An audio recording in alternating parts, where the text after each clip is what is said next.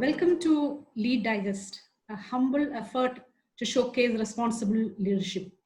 We have with us Dr. Mini Vasudevan and Dr. Madhu Ganesh, who have set up and managing the Human Animal Society, an NGO for the welfare of animals. Now, the surprise is Mini is an MS and PhD from the University of Texas at Arlington, a BTech in applied electronics, an erstwhile researcher, holds 15 patents, worked with Nortel and Ericsson, and gave up all what I said so far to do something completely different. In 2019, she received the President's Nari Shakti Puraskar, the highest civilian order for women in India, for her contributions to the welfare of animals. Mini, congratulations again. Madhu, her spouse, is an equally qualified person, a PhD from the same university, an MTech from IIT Chennai, and also BTech in mechanical engineering. He returned from US after serving leading technology companies, now works at PSG as a professor of mechanical engineering. He's the director of a company involved in waste to energy projects based at Coimbatore. That's a lot of similarities, including in their passion for animal welfare, except that Mini is fully into animal welfare. So let me start with Mini first. So with all those 15 patents and a PhD and with full scholarship from US, you are indeed a brainy person, no doubt about that. You could have pursued a high flying career. So what was your dream when you were at the college as a young person? And what made you go all the way up in the career and academics and take a completely different path later on? Yeah, so coming to college life, I always wanted to do whatever I did with a lot of passion. So that was something I inherited from childhood. So anything I did, I wanted to fully, dedicate myself to doing it. Academically, I was very good. So and I chose a subject which I liked, and there was a lot of passion about what I was doing. At every stage in my life, I would say, I did what made me happy and what gave me fulfillment. So I can't really recall thinking, what I would have liked to be when I was in college, but I wanted to excel in anything that I was doing. I wanted to be good at, and that was something. A pursuit for perfection was something, that was very much, in my life, I would say. My love for animals also was very deep rooted. I also had a very strong connection with animals right from childhood. I might not have been able to express it so much while I was growing up for various reasons, and all that. But there was, element of compassion or empathy. I wouldn't want to describe it in so many ways, but there was always something that I shared with animals, or I always try to look at it from their perspective. And suffering was something I was very, how do I say it? It used to affect me a lot. So all of these, what I'm doing today, can be traced back to my younger days. That's what I'm just trying to say. Yeah. Okay. Now, Madhu, tell me. Both of you have similar, passions. So, what made you come into animal welfare? I would say that I would not have started Animal Welfare Society on my own. So, whatever I'm doing today is support what Mini is doing. But on my own, I had my own way of loving animals and other beings. But just like many other people around us, I compartmentalized my animal love and my other habits. They were in two separate compartments, and that is how most people are. We are probably socially conditioned to compartmentalize those two thoughts, and without paying attention to the fact that they are at deep contradiction with each other. But having said that, I would not have started something on my own. I probably would have supported similar organizations even on my own as well. If not this society, maybe some other society, something I would have supported. But surely spending this much time and effort as I'm doing today is only as a means of supporting what she is doing. Yeah, and also I would like to add, so I was full-time working when we started this. So my quitting the job and doing all this is only the last 4 years. So until then I was full-time working, and when we started the organization, I was traveling a lot. I was maybe only 50% of the time, even in the the country, even in the city, probably even less. But it was also a reason why I had to quit later on, because it was a huge responsibility. So you started something, and if it required, there was an overwhelming need for it to be sustainable, to make it what you dream it to be. There needed to be some more effort and time to be put in, and not just nice to have or good to have type of feeling when you do something. So it had to be something more organized, something more, you have to put in a lot more effort into considering it as one of the mainstream activity that you would like to see to a fulfillment or conclusion, than doing something on the sidelines. Yeah, unless you had that strong conviction, you could not have taken that hard decision to quit a job and focus fully into that. So that means that you had that strong conviction and a partner to support you ably. Yes. So that is a rare combination. So let's move ahead with the other questions. The only other thing that I wanted to add is that earlier it was these two thoughts were compartmentalized, and even though they were at contradiction, but as more and more you got into the activity, the more time you spent, the contradiction was staring at you blatantly, and you had to take some action towards that. So step by step I had to bring these thoughts together, and then I had to give up.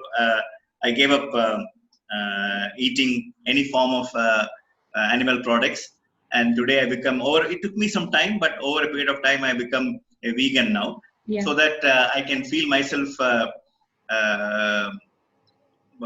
I don't feel hypocritical about saying I love animals and then I eat animals on the side. But now I can proudly say that I'm a true animal lover now. And I think that journey came about only because I was able to spend this much time directly with the organization. If I just supported an organization with some money, probably these thoughts would have remained compartmentalized. That's what I would say. That is very important, because you should be able to live your ideas. Please go ahead. Also, it's a journey. I think even for me, even though I can say I was an animal lover right from childhood, I had a deep connection towards animals. My understanding has also evolved over the years, and it has really transformed dramatically. The more you are involved, the more you understand, the more changes it results in your own mind and in your surroundings, and in your actions, in your behavior, in your thoughts. It just transcends your entire being, so I think that is exactly socially responsible leadership, because you are getting fully responsible for towards pushing a cause. Now tell us more about the activities of HAS. And I assume that just now you mentioned that it is a lot of activities. When you go into the depth of it, there are more to be done. You wish to be wish to do. So tell us more about the activities of HAS, the Human Animal Society. So when HAS started, it was more to do with being able to help an animal in distress. So the overwhelming desire to do something to an helpless animal is how it started. But the reason why it has grown so much over the years is because of various factors that came into play and kind of settled, a series of events that happened, which the main thing was, starting of the Animal Birth Control Center in Coimbatore. which was initiated by the Coimbatore Corporation. And we had been, part of setting it up and running it professionally, and ended up being a partner with the government in doing this. So invariably that resulted in this whole animal birth control for street dogs being one of the primary activities, even though that was not really the trigger that led to starting of HANS. So once the center came into our hands, it became a big responsibility that we need to show public that it could be run professionally. It could be managed in a manner that is, without causing distress to animals, and not just for the sake of running it. Most of the governmental programs invariably ends up being run just on paper, or just to show something is being done. But we wanted to show that there is indeed an impact, and not only for the animals, but also for the people. That is how, so animal birth control is one of the primary activities that we have been doing right from the start. And even today, I would say that is one of the main activities we do. Because street dogs and street dog conflicts with people, and people's reaction to street dogs, all of this is a very complex dynamics. And so we have to manage that with animal lovers, with neutral people, with animal haters. So it's a very complex ecosystem that we manage. Because of that, ABC becomes, and it's called ABC, Animal Birth Control. That's one of the primary activities. Along with that, there is also this deep fear of rabies and dog bites. So the vaccination program is another very active program that we do.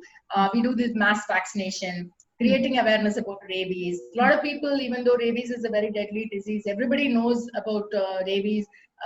The actual knowledge about it, people know about the disease, but they don't know how it is caused, how to prevent it. What are the ramifications, when an animal is rabid? How does a human get rabies? So many of those facts are not very well known.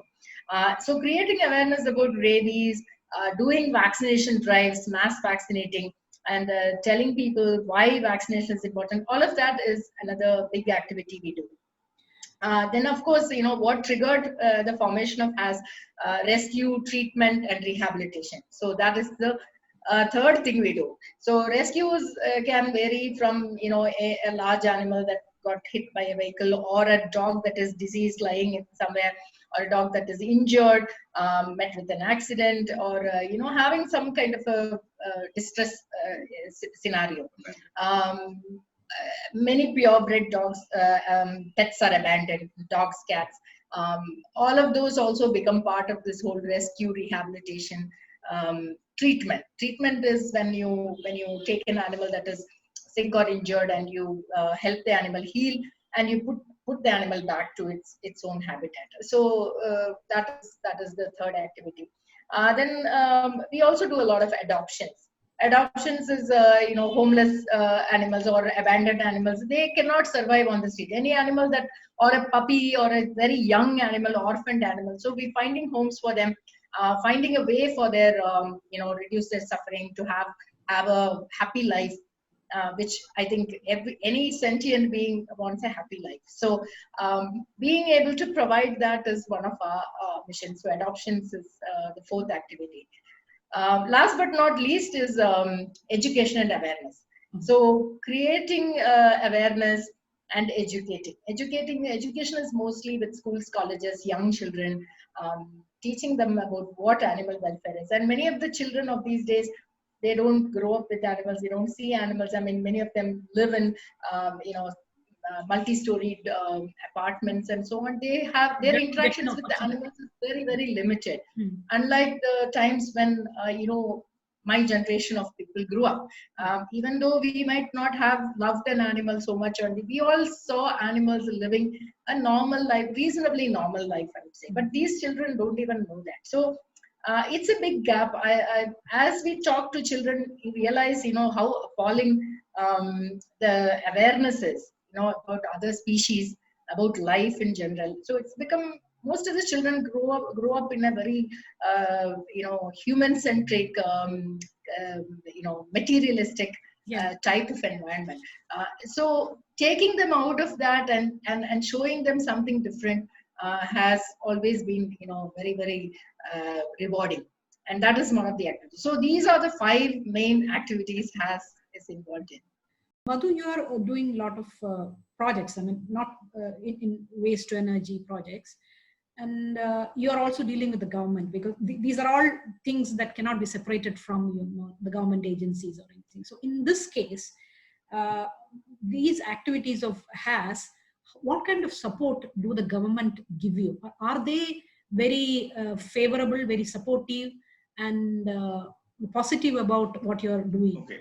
So for every sterilization surgery that we do, 445 rupees is given by the corporation. Okay. But when this rate was fixed in 2003, okay, but today the cost has escalated to more than 1,000 rupees per surgery. Oh. But these rates have not been revised at all. So in fact, there was even a government order in 2013 in Tamil Nadu increasing this 445 to 750. But that order, even though they had a GO, but they did not allot funds for it. So that order never got implemented. That was in 2013, and we are another 7 years later. Our cost has even escalated, and there has not been any significant effort to revise the rates, despite many representations that we have made. So if you ask a question, are we doing any support? Yes, in a minimal way. But whether it is adequate or not, I think it is woefully inadequate, the support. And so first is they have to revise the rates, and then because of the normal red tape and bureaucracy in any government organization, once we submit a bill, it easily takes 6 months to get the money. Even this token amount that we get from them becomes meaningless if it is delayed by more than 6 months. So I would say it's a very inadequate support that we get from the government. But if you say, ask it, is it there? Yes, it is there in a very minimalistic way. And also, when we started this program, of this 445 rupees, 50% of it was supposed to come from the Animal Welfare Board of India. And the remaining 50% was to be met by the urban local body. But then later on, the funds from the Animal Welfare Board of India got depleted.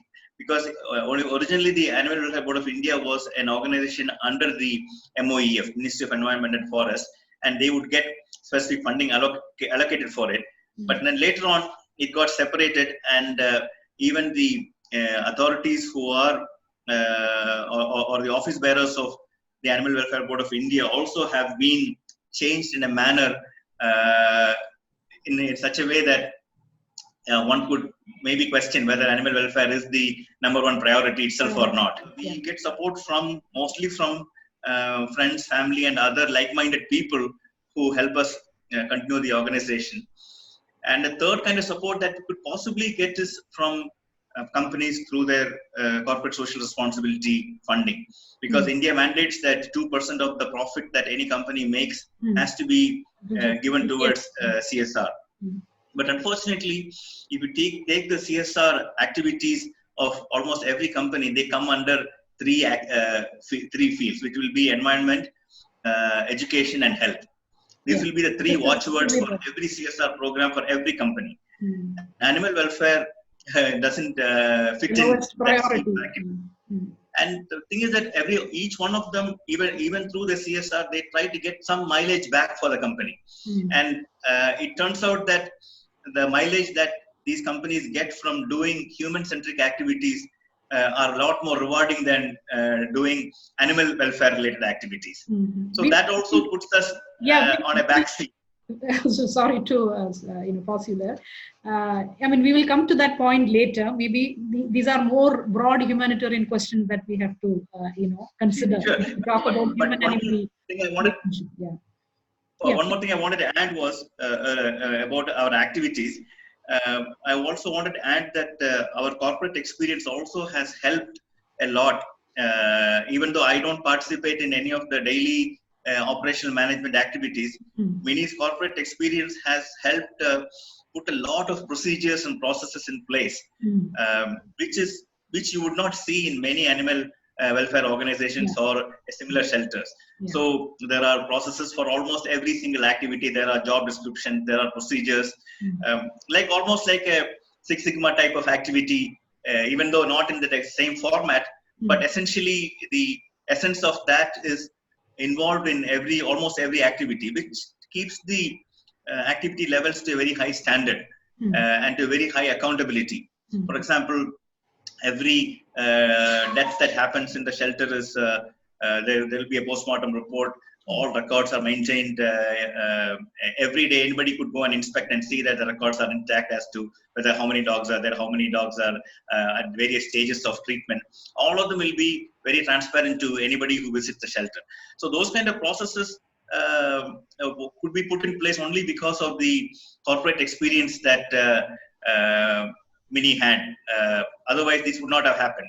Yeah, so many times when charities like NGOs are set up and run, charities, people think that somehow have to run it. You just have to just do some charity. Yeah. But I learned some very important lessons, like charity should be run like a business. So only thing is that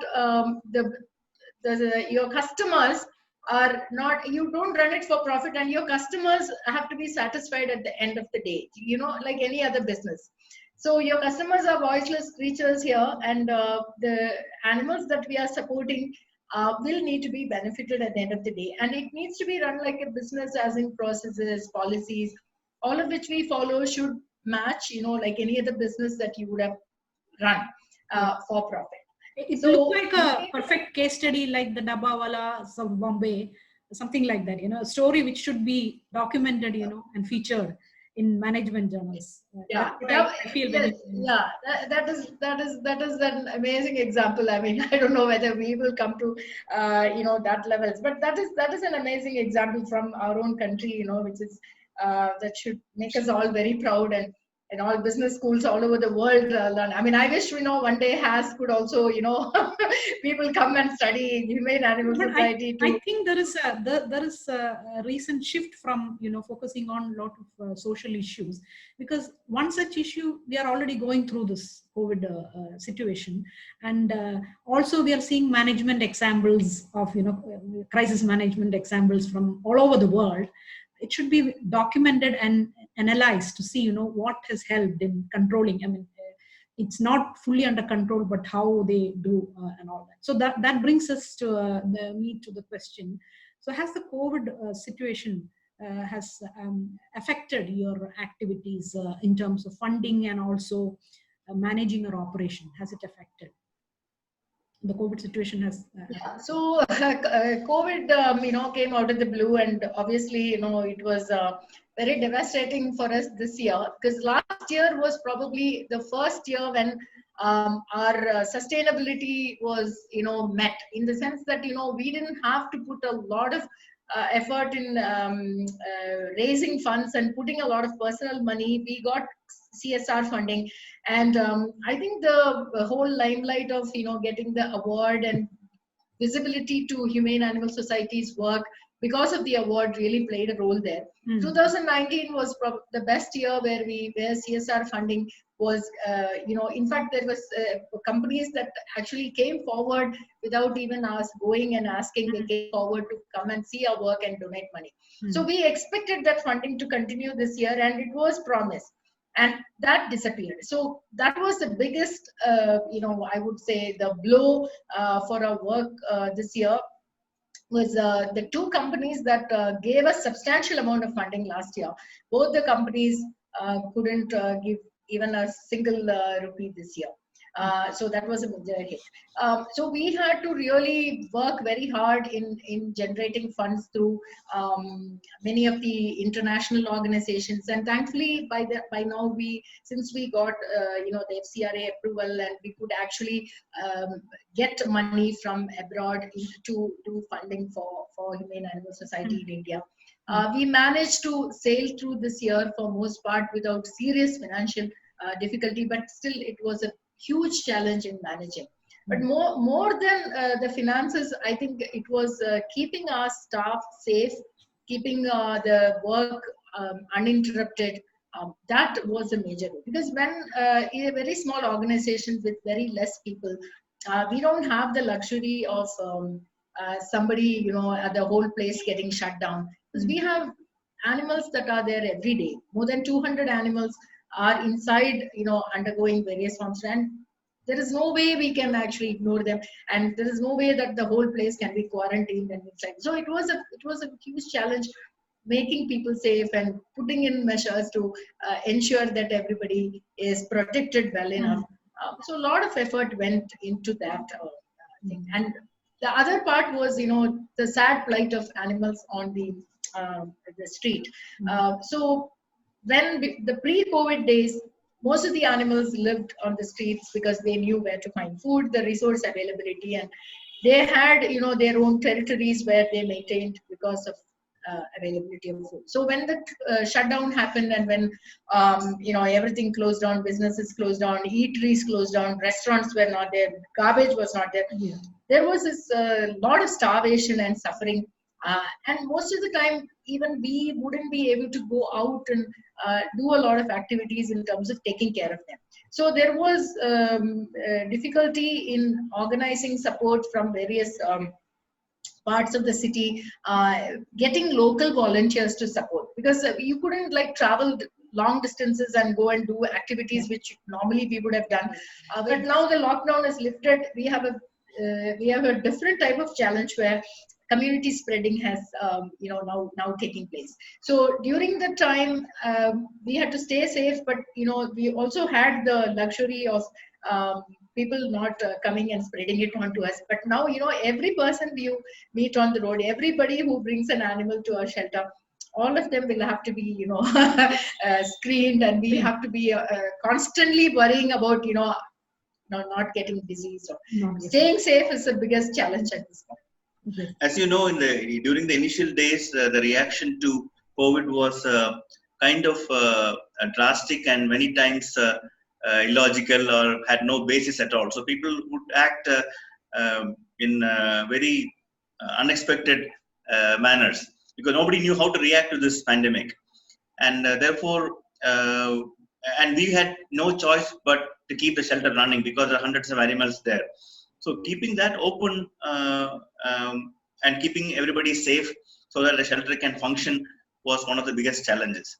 Now, the second thing is, I earlier said that the animal welfare does not figure in CSR activities, but the fact that Minnie mentioned that last year was one of our best years as far as CSR funding was concerned.